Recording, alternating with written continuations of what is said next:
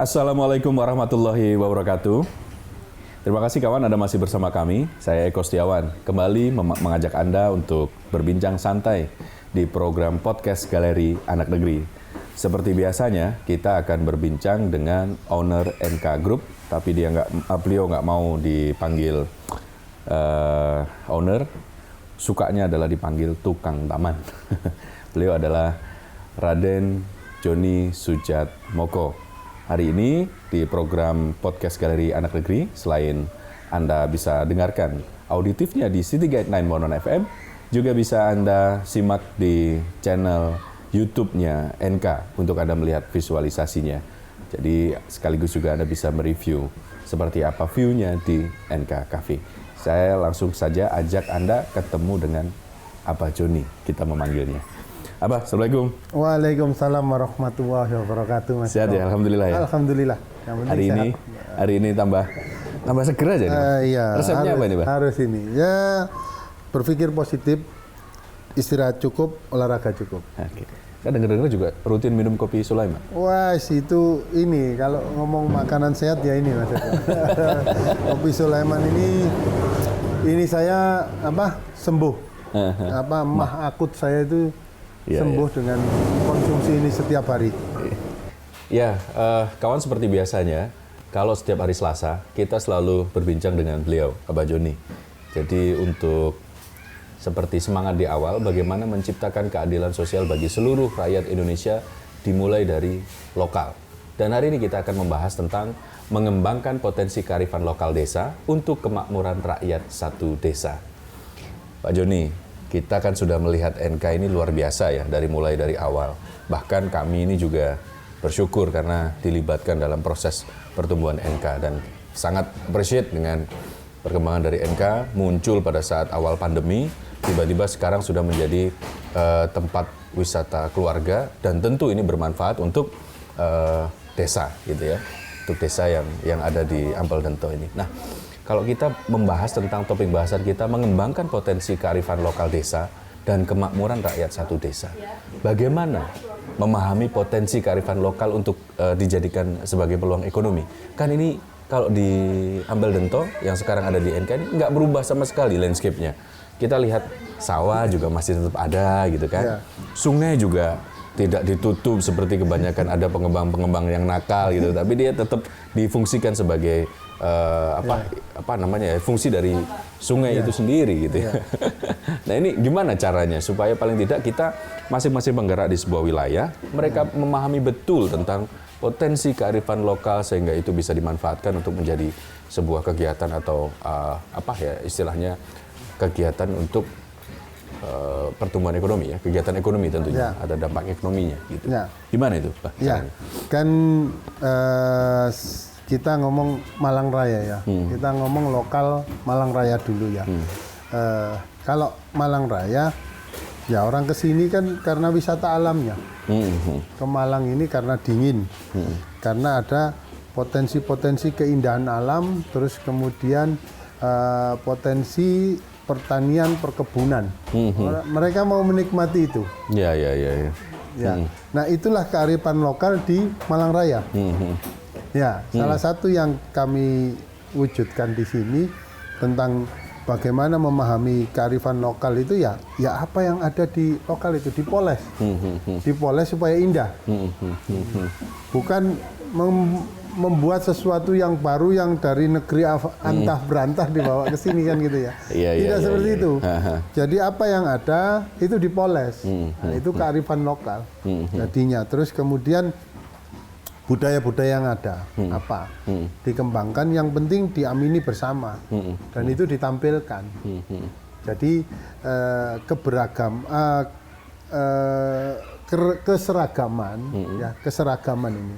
Kan kita ngomong lokal itu orang kan keseragaman itu kan enak dilihat, Mas Eko. Iya. Keseragaman itu enak dilihat. Kalau ngomong manusia itu kan kalau beragam kira-kira kan nggak enak. Tapi kalau seragam itu kan enak dilihat. Kalau ngomong lokal loh. Kalau ngomong Indonesia ya kita ngomong keberagaman. Tapi kalau ngomong ini satu desa ya kita ngomong keseragaman. Keseragaman yang ditampilkan. Nah, keberagaman tapi tetap indah kan gitu ya. Nah, di sana jadi itu yang ditampilkan di dalam kearifan lokal. Jadi ada sisi lingkungan alamnya, ada sisi human kita, kebiasaan kita. Itu yang kita tampilkan. Jadi artinya dulu waktu membangun NK ini juga dilakukan proses assessment ya, dari sisi lingkungan, lalu dari sisi kebiasaan manusianya, human tadi, itu juga sudah dilakukan. Ya pasti Mas Eko. Bisa diceritakan sedikit jadi bagaimana? Awal dulu, kan kita semua tahu lah wilayah di sini dulu kalau kita ngomong nilai ekonominya, bahkan NJOP-nya saja rendah kan gitu kan. Jin buang anak Mas Eko. Tempat jin buang anak. Nah sekarang ini menjadi sebuah wilayah yang nilai jualnya kalau orang beli aset di sini itu juga sudah naik gitu ya dengan keberadaan NK. Belum lagi bukan naik Mas Eko, ganti harga. Oh ganti harga, oke. Ganti harga ya. Naik itu artinya asumsinya jadi orang, waduh ini jadi nggak baik untuk beli. Loh, naik itu kan dikit Mas Eko. Kalau ganti harga itu sudah di atas 100%. Luar biasa. Jadi artinya ketika posisi seperti itu, tentu ini side effect dari keberadaan NK gitu ya. Nah, dulu bagaimana ceritanya awal memulai ini, sehingga ini bisa dijadikan contoh bahwa Ampel Dento yang tempat jin buang anak saja bisa berubah ini, bisa ganti harga ini dari yang sebelumnya. Gitu. Ya, jadi kan ini enak buat kita starting ngomong untuk ngajak-ngajak saudara-saudara kita di tempat yang lain Mas Eko. Karena kami terkait dengan lokasi ini kan ya ngomong sudahlah, orang lewat sini itu males kan gitu ya. Males lewat sini. Jadi masuk aja takut. Jangankan ada maling itu kalau sudah masuk daerah sini, yang ngejar itu takut. Saking seremnya tempat ini. Nah, ternyata kan ada potensi yang bisa kita kembangkan. Kita poles, kita rapikan. Nggak terlalu ada perubahannya dikit sekali nih. Kontur kita tetap kita ikuti. Tapi ada sisi mana yang bisa ditaruh bangunan ya kita taruh bangunan. Mana yang harus dibiarkan supaya tetap indah ya kita biarkan kan gitu ya. Nah itu kita padukan. Jadi secara art yang profesional ya kita gunakan itu ya dari sisi profesionalitas. Terus kemudian kalau kita ngomong wisata, nah ini Mas Eko ya ada 3A ya Mas Eko ya. Nah, itu yang kita terapkan di sini ya. Kalau ngomong akses ya kita minta tolong itu dengan teman-teman kabupaten. Saya mau mengembangkan di sini. Kenapa aksesnya, Pak? Ya, akses dulu kan ya memang berantakan. Alhamdulillah pemerintah kabupaten sudah mau membantu. Oh ya, yang penting dikembangkan potensi ekonomi di sana atraksinya. Oke, kita buat atraksi dulu. Dan amenity itu kan itu tugas kita. Oke, kita ciptakan ini toilet yang bagus untuk orang itu bagus dan banyak kan gitu supaya orang nyantai. Terus kemudian lapangan parkir yang luas itu kita wujudkan. Ada juga homestay-nya kita wujudkan di sana. Jadi terus kemudian atraksi ini lebih kepada kita memoles kearifan lokal yang ada berbasis alam. Berbasis sawah itu tetap kita biarkan. Cuman supaya dinikmati, supaya bisa dinikmati ya kita kasihlah jogging track di situ supaya orang bisa menikmati sawah. Galengannya kita lebarin dikit, pakai paving dan kita rapi, orang bisa menikmati sawah. Menikmati kan akhirnya jadi cinta itu kan gitu. Kalau sama sawah di sini tadinya kumuh karena sungai-sungai kan banyak plastik itu masuk ke sawah. Jadi sawahnya itu kumuh. Nah, itu kita bersihkan. Nggak boleh lagi ada plastik masuk sawah. Jadi sawah itu tampak indah. Loh, dulu itu gimana ya, gubuknya yang reot itu kita jadi bikin yang indah. Jadi ternyata indah kan gitu ya. Nah itu jadi kalau kita ngomong tadi udah ada atraksi, ada amenity. Amenity ini kan kita ya harus nggak tanggung-tanggung lah, nggak tanggung-tanggung kita bikin tempat wisata di sini karena core bisnis kita kan properti. Nah, properti ada hasilnya kita taruh di sini, Mas Eko. Ada hasilnya taruh di sini. Itu. Jadi nggak hanya di sini, kita mengurangi gambling kita itu dengan portofolio. Nah, gitu ya. Nah, ini kan sehingga kita bisa support masyarakat lokal setempat. Nanti di sini Mas Eko akan jadi ada kios-kios yang jadi atraksinya kearifan lokal. Di depan itu lahannya sudah kita juga siapkan. membantu ekonomi warga sekitar tentu ya pasti ya. Iya, kalau ekonomi warga sekitar ini kan dari sisi tenaga kerja sudah diserap. Iya, diserap. Dari sisi lapangan parkir ini lahan parkir sudah kita menghasilkan kasih, ya ini. menghasilkan. Masuk ke desa juga. Masuk ke desa. Padahal yang bangun NK. NK lah. Ya, tapi kita kasih ke desa. Terus kemudian ngomong lapangan. Lapangan bola kita perbaiki jadi mini soccer. Itu untuk Karang Taruna. Untuk Karang Taruna. Kita kasih tribun, kita kasih indah. Sudah laku. Sekarang orang main di situ 400.000 Mas Eko. Oke. Nah, tapi dibandingkan yang lain kan lebih dari 1 juta itu. Di tempat kita 400.000 rame setiap hari. Hampir setiap hari sudah ada yang menyewa. Nah, itu masuk ke Karang Taruna. Karang Taruna. Nah, ini kan kita ngomong. Ini tadi ya masuk kita ngomong untuk kemakmuran rakyat satu desa ini. Ini satu desa, ngomong kemakmuran rakyat satu desa. Udah, ini kan kita lagi in progress. Nah, apakah sudah benar-benar ya belum. Kan gitu. Tapi kalau ngomong 100% ya belum. Tapi kalau ngomong berjalan sudah berapa persen? Sudah cukup karena sambil jalan terus ini kan gitu ya. Dari sisi kenaikan harga yang sudah menjadi lebih dari 100% ini kan sudah ganti harga. Terus kemudian bikin kos-kosan sudah laku. Dan itu di sini kalau pada banyak itu rame-rame bikin kos-kosan laku semua Mas Eko.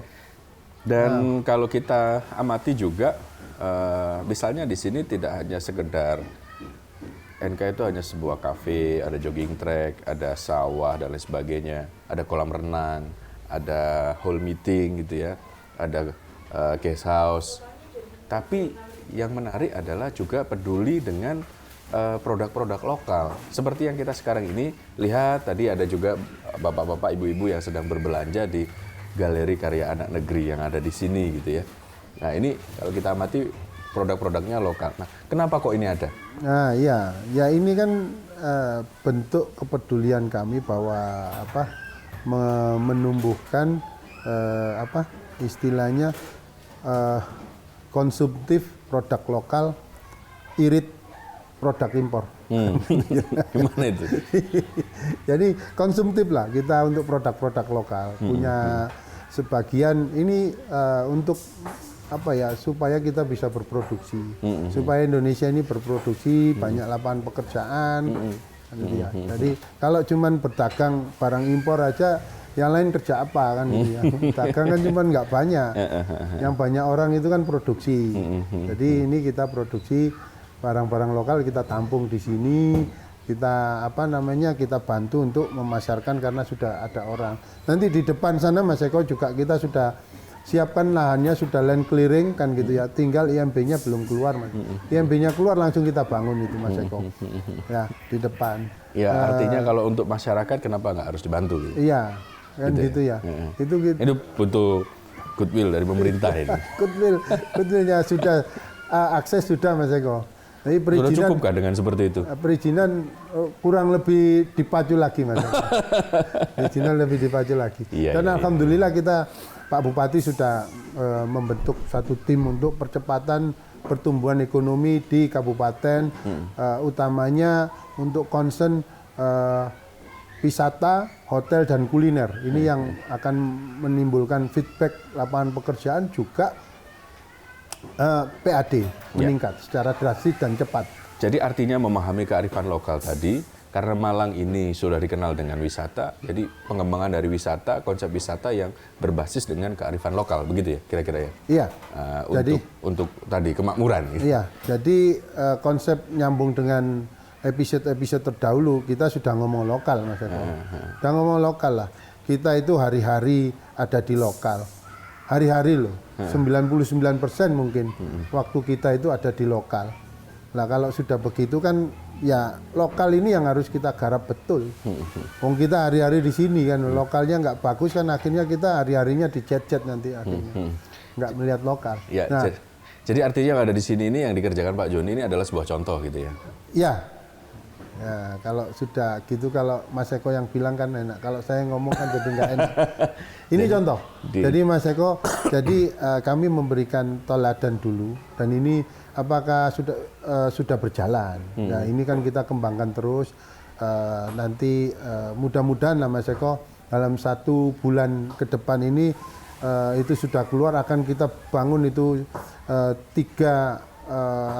tambah 11 ada 3 untuk BUMDes, Polindes dan PKK. Terus kemudian di situ untuk satunya untuk klinik ya, yang 2 ini untuk bisnis. Bisnisnya BUMDes dan PKK. Terus kemudian ada 11 kios itu.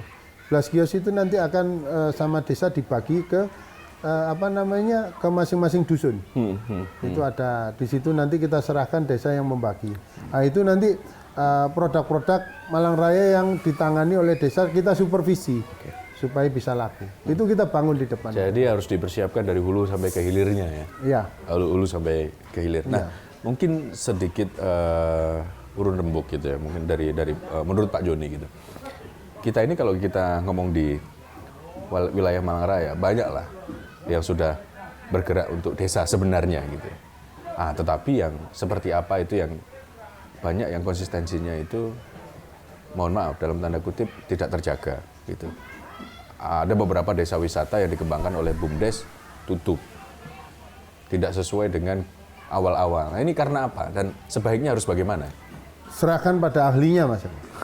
Kalau tidak diserahkan pada ahlinya maka tunggu kehancurannya. Oh, iya. Kan gitu. Jadi itu artinya harus ada supervisi yang ahli di sini. Iya, lebih bagus lagi ada kolaborasi. Supervisi paling tidak atau kolaborasi. Itu yang harus didorong oleh difasilitasi oleh pemerintah daerah. Kan supaya menghubungkan antara pihak ketiga yang sudah punya keahlian di situ. Jadi nggak bisa ya serta-merta ini dikembangkan secara swadaya begitu terus tahu-tahu hasilnya luar biasa, gitu. Agak berat ya. Mungkin bisa tapi kan berat. Ya berat. Kan kalau yang jadi itu kan selalu ada yang ahli di situ, Mas. Ya. Yang ikut mengerjakan di situ ada yang ahli. Iya. Kayak Pujon Kidul dulu waktu memulai, luar biasa yang memulai itu. Memang ahli bisnis. Dia ada pengalaman bisnis yang lama di tempat lain kan gitu. Dia kembali untuk membangun desanya. Iya. Kan gitu. Ya itu kan perlu kita orang-orang begitu. Perlu orang-orang begitu. Iya. Tapi kalau belum punya talent untuk satu bisnis ya, bisnis hospitality itu kan banyak hal yang perlu diperhatikan. Nggak hanya pelatihan Mas Eko. Ikut pelatihan sudah bisa jalan, nggak bisa. Bukan harus ikut punya pengalaman. Kalau ngomong bisnis itu harus pengalaman, tidak hanya pelatihan. Ya. Oke. Kira-kira bagaimana memulai para stakeholder desa untuk mengembangkan desanya dengan kearifan lokal. Jadi para penggerak ini harus punya kesadaran seperti yang ini hanya sedikit contoh ya. Di NK yang tidak merubah landscape yang ada. Ya, jadi kita pahami betul siapa tamu kita, mau ngapain mereka. Ke Malang ini kan mau melihat Malang gitu loh, bukan mau melihat negeri lain anta beranta ada di Malang, kan enggak begitu ya. Mereka mau masuk ke Malang ini mau menikmati keindahannya, boleh beragam atraksi itu ditampilkan dari mana, tapi utamanya tetap kearifan lokal, alam. Nah, itu harus disadari betul ya. Alamnya itu yang ditonjolkan. Kalau atraksi-atraksi yang berbeda-berbeda dari tempat lain itu sekedar melengkapi. Jadi supaya ada ada pergantian inilah, ada beragam atraksinya kan gitu ya. Cuman mereka ke sini bukan untuk atraksi yang dari luar Malang. Mereka ke sini untuk malang. Jadi mayoritas Malang ditambah dari luar Malang untuk melengkapi. Jadi Malangnya itu tetap harus dikemas Iya, yang luar biasa. Malang itu apa sih? Alamnya, dinginnya, kan gitu. Sama ada budaya-budaya di Malang kan gitu ya. Seni budaya misalnya. Seni budaya di Malang yang yang ada di Malang, seni budayanya seperti apa? Itu ada ditampilkan. Tapi utamanya orang datang ke Malang itu alam kok. Nyari ngadem istilahnya, Mas. Adem, alam. Itulah atraksi yang di Malang. Kalau orang datang ke Jogja memang melihat heritage ya, karena kan di sana ada sultan, ada kekhasan, daerah istimewa Jogja. Kalau di Bali itu orang mau melihat budaya keseragaman budaya Hindu di sana kan gitu ya. Tentang alam juga harmonisasi alam dengan human tadi. Iya, di sana lah. Kalau di Malang ini ya alam, nggak harus punya khasnya di Malang ini apa? Alam yang dikomben dengan macam-macam, nggak apa-apa. Di Batu itu alam yang dikomben, jadi. Cuman sekarang di Batu sudah terlalu banyak hunian, Mas Eko. Nah ini peluang untuk kabupaten kan gitu. Batu tetap berkembang lah, sudah berjalan sudah berjalan dengan baik di sana. Tapi ini harus jadi harapan untuk Wajak Poncokusumo, Tumpang dan Japung untuk menyalip Batu. Karena apa yang ada di Batu ada di sana dan lebih bagus. Tapi apa yang ada di sana tidak ada di Batu. Harusnya kalau fokusnya bagus, itu akan tumbuh lebih bagus di Batu. Apalagi tol. Tol itu lebih bersahabat untuk wilayah Japung, Tumpang, Poncokusumo dan Wajak. Tol Pakis, nanti habis ini ada tol Bululawang. Nah itu lebih bersahabat ke arah sana. Nah itu mestinya peluang untuk kita tangkap bersama-sama. Bukan mengganggu wisatawan yang ke Batu, tidak. Tapi memperbanyak wisatawan yang datang ke Malang. Batunya jalan, ada varian ya, di sana jalan. Ada banyak pilihan lah ya. Iya, menambahkan atraksi atau magnet baru. Magnet baru. Iya. Malang ini sangat potensi untuk bisa dikembangkan. Oke, Pak Joni, untuk yang terakhir nih, yang kaitannya topik kita hari ini tentang bagaimana mengembangkan potensi kearifan lokal untuk kemakmuran rakyat satu desa. Mungkin apa yang perlu disampaikan? Makin banyak yang sadar, makin banyak yang mengembangkan potensi jadi fungsi di sebuah desa. Iya. Di sini perlu ada kolaborasi antara pihak desa dan pihak ketiga yang peduli untuk mengembangkan satu desa. Akan lebih bagus kalau itu berasal dari desa setempat yang pulang untuk memperbaiki. Tapi kalau itu pun tidak ada, pihak ketiga dari luar pun tidak masalah. Yang akan lebih bagus dari Malang Raya, ya, mengembangkan Malang Raya, dan itu difasilitasi oleh pemerintah daerah untuk melakukan kolaborasi. Itu akan bisa terjadi percepatan, Mas Eko. Karena berbisnis itu membutuhkan pengalaman, ya. Yang sudah ada di lokal sudah berjalan. Perlu orang luar untuk mempolesnya. Orang luar yang berpengalaman. Supaya bisa melihat sisi lain yang selama ini belum dilihat oleh warga setempat.